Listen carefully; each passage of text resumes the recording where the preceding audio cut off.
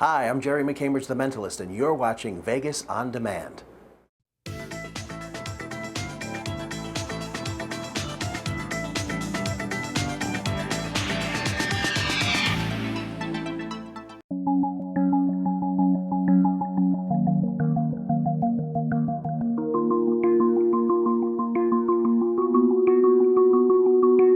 The mermaid pieces are just a fun series.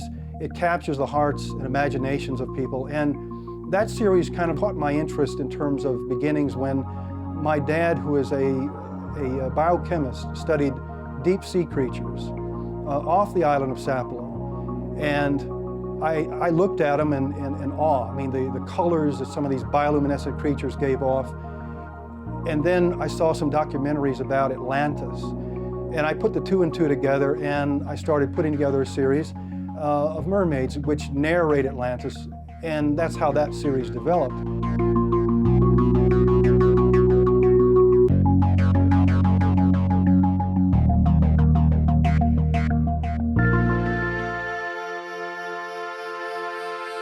The subject matter of this one is there was a gentleman in Hawaii.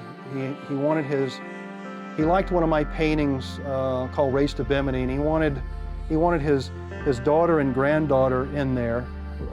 And I told him I thought it'd be neat if the granddaughter were riding the seahorse and the daughter were next to the child as they're coming through this architecture underwater.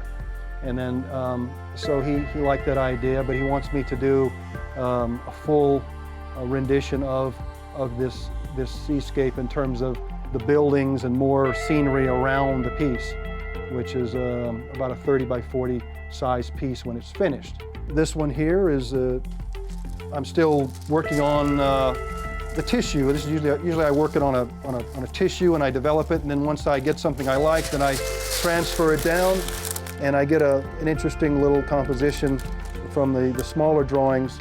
And this is the size that I determined that I need for this piece. This mermaid piece here, entitled Enchantment, only took me about a day or less to do, and it was just this idea was fast. It's just one of these things that you get the idea like that, you go to it, finish it, and it's done.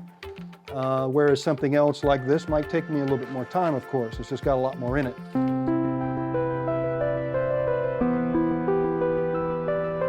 My name is Mitzi, and I work here at the Mermaid Art Gallery at the Silverton.